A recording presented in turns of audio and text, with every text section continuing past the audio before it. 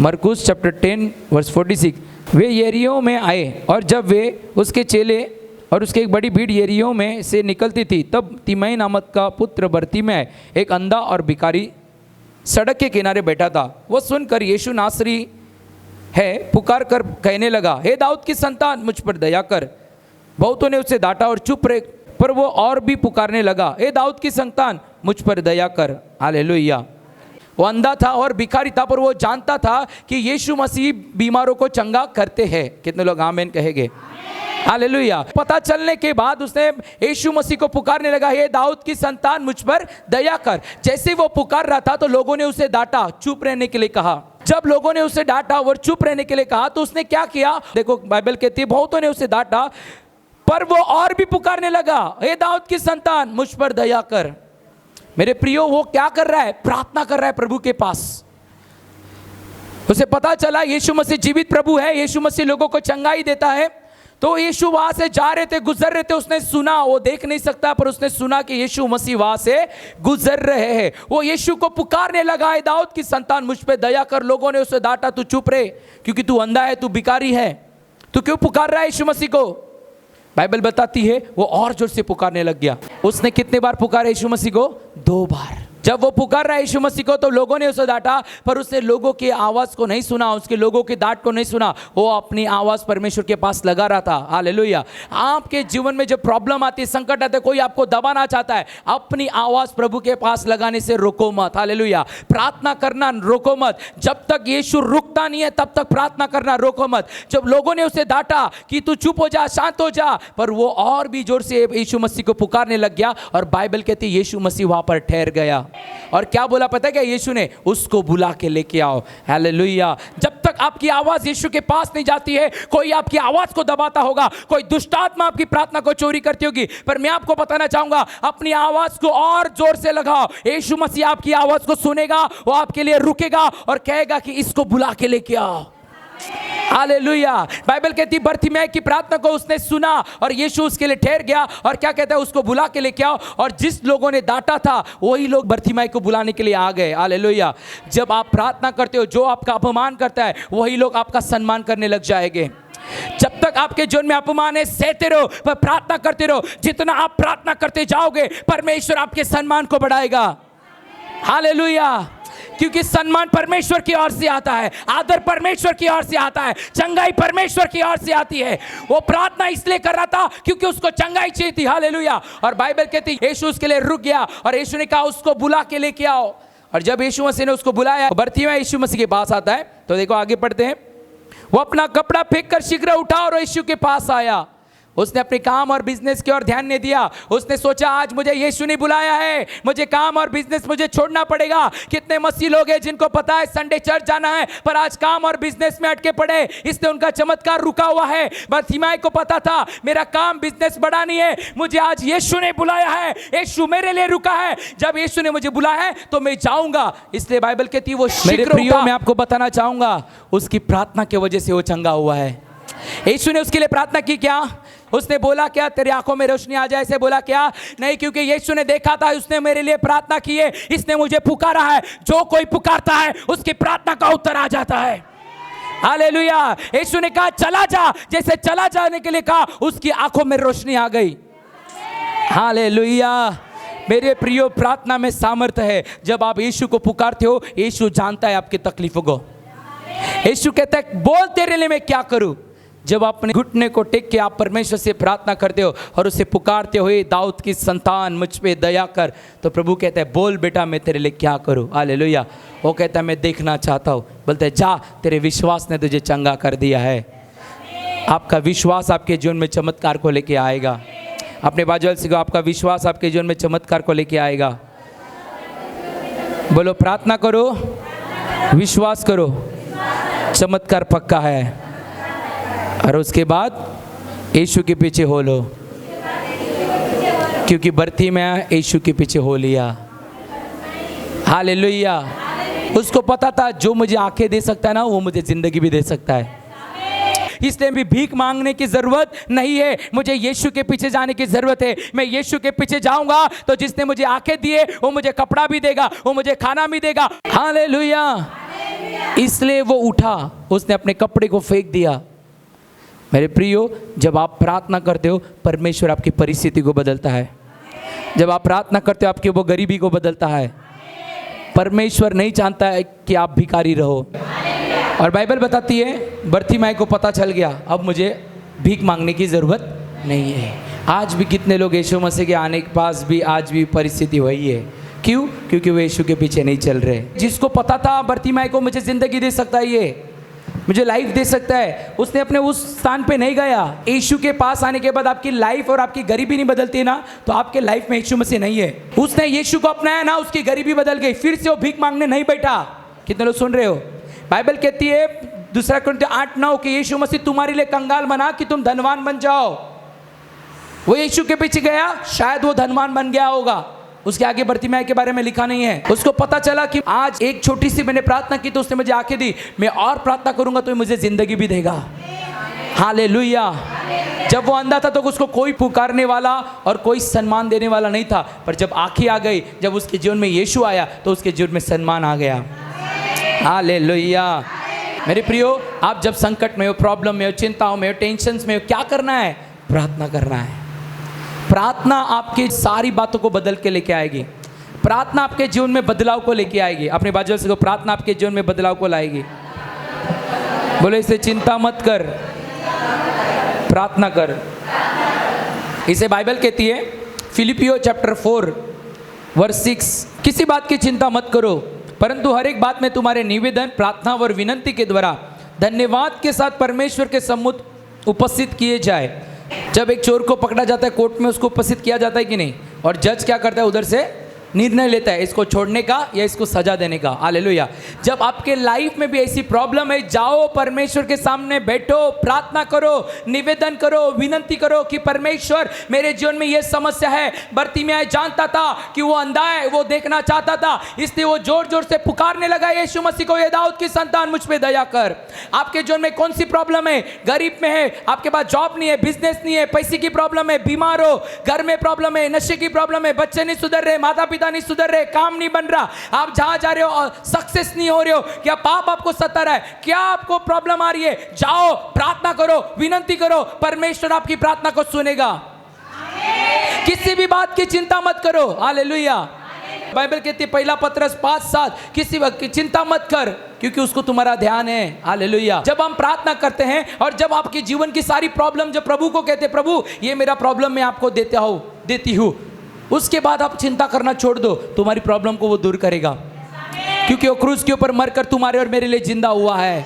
क्योंकि बर्तिमाई के समय यीशु मसीह जा रहा था, उसने सुना और बर्तिमाई ने यीशु को पुकारा, उसको आंखें मिल गई और वही यीशु क्रूस पर मरने के बाद तुम्हारे लिए मेरे लिए वो जिंदा हो गया है, इसलिए कि तुम्हारी और मेरी प्रॉब्लम को वो दूर कर सके।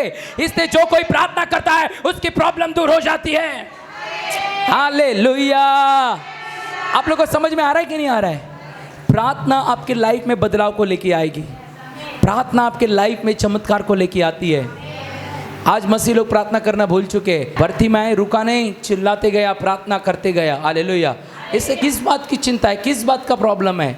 परमेश्वर के पास समर्पित हो जाओ। गॉड वॉच करता है हर एक को, उसको पता है मैं एक ही प्रार्थना करता हूँ, ये मेरा नहीं है तेरा है, आपने इसमें सब कुछ किया है, मेरा क्या है, मेरे बल से कुछ नहीं हो सकता, आपके बल से सब कुछ हो सकता है।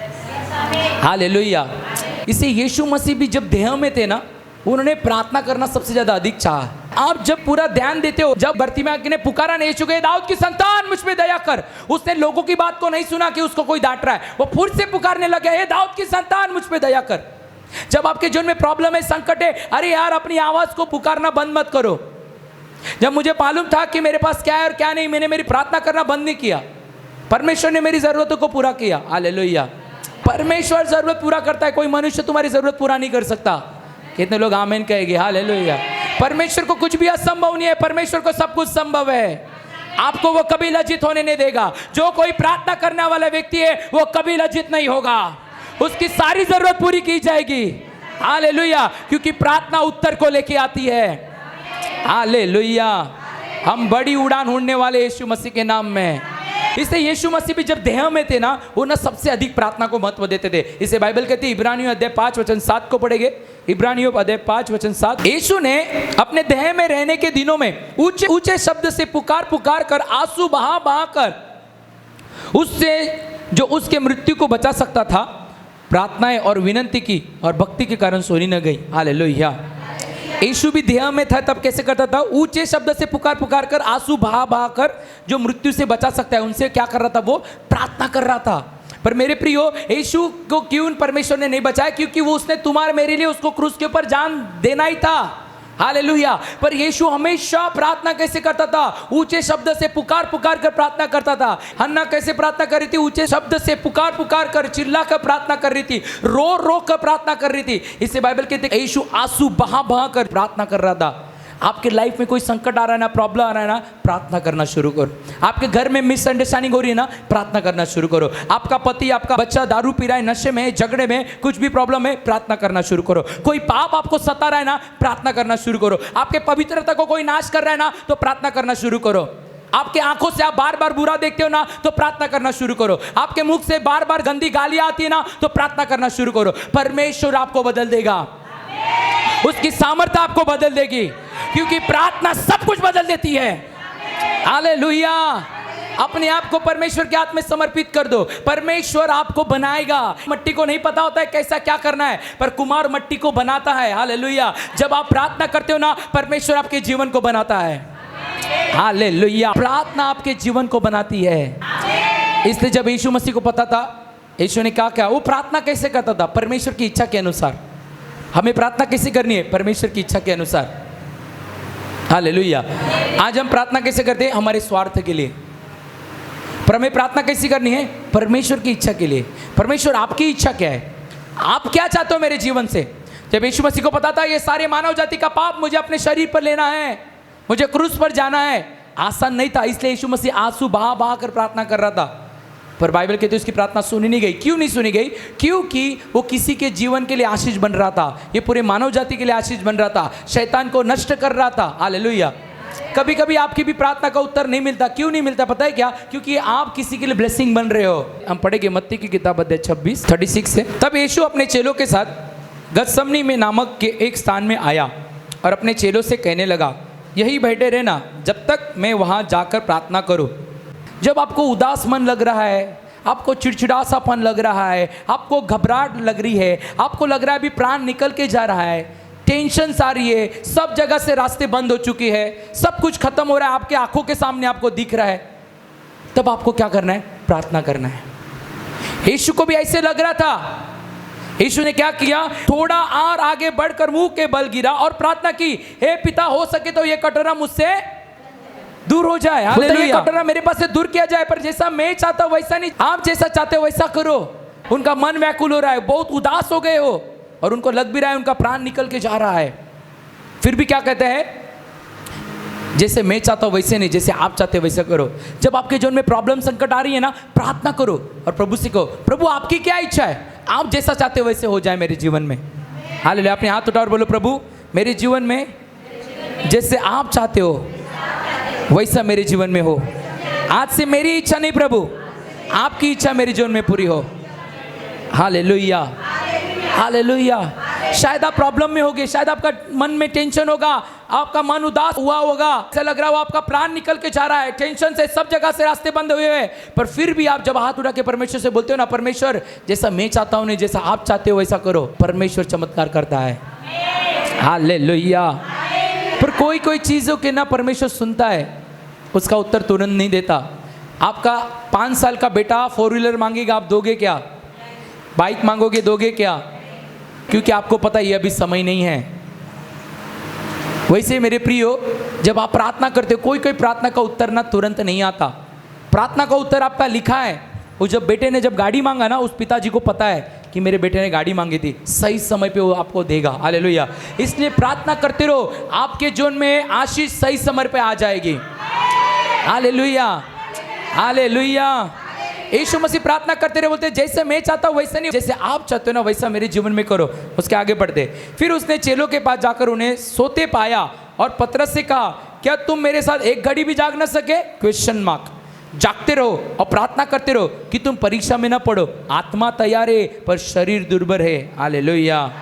यीशु चेलों के पास जाकर क्या देखता है कि वो क्या हो गए, सो गए। यीशु उन्हें डांटता है, क्या तुम थोड़ी देर तक भी और जाग न सके। हालेलुया। जागते रहो और क्या करते रहो, प्रार्थना करते रहो। अपने बात जल से कहो, जागते रहो और प्रार्थना करते रहो कि तुम परीक्षा में ना पड़ो। बोलो, आत्मा तैयार है पर शरीर तैयार नहीं है, शरीर दुर्बल है। बोलो, आत्मा तैयार है, तू भी तैयार हो जा। हालेलुया। आत्मा तैयार है, मनुष्य तैयार नहीं है। प्रार्थना करना है, सोने दे रहे थोड़ी देर। प्रार्थना करना है, गेम खेलने दे थोड़ी देर। प्रार्थना करना है, थोड़ा सा मेकअप करने दे। प्रार्थना करना है, थोड़ा मेरे को दोस्त को मिलने को जाने दे। घर में फैमिली प्रार्थना, आजा आजा, नहीं मेरे को थोड़ा आराम करने दे, मैं काम पे से थक के आया हूं, थक के आई हूं। प्रार्थना का नाम लेते चक्कर आती, क्योंकि शरीर दुर्बल है, आत्मा तैयार है। इसे बाइबल कहते हैं रोमन चैप्टर 8 वर्स 26, आत्मा तुम्हारी दुर्बलता में सहायता करेगा। प्रार्थना आपको कैसी करनी है। आत्मा हमारा मदद करता है। Holy Spirit is our friend, हमारी मदद करता है। पर आप जब शरीर से चाहोगे नहीं आप प्रार्थना करना, तो आप क्यों मदद नहीं करेगा। प्रार्थना परमेश्वर सुनता है और जो असंभव है उसे संभव कर देता है। हालेलुया। इससे क्या कहता है, यीशु मसीह आके उनको चिल्लाता है, क्या तुम थोड़ी देर भी जाग न सके। हालेलुया। इसे कहता है शरीर तुम्हारा दुर्बल है, आत्मा तैयार है। आत्मा हमेशा कंटिन्यू प्रार्थना करने के लिए तैयार रहता है। हालेलुया। इसे यीशु ने कहा जागते रहो, प्रार्थना करते रहो। हालेलुया। आज लोगों को परमेश्वर का डर नहीं है, इसलिए उन लोग क्या करते रहे, सोते रहे। यीशु ने बोला था जागते रहो, प्रार्थना करते रहो। हाँ, उसके आगे बढ़ते हैं। हे मेरे पिता, यदि यह मेरे पिए बिना नहीं हट सकता तो तेरी इच्छा पूरी हो।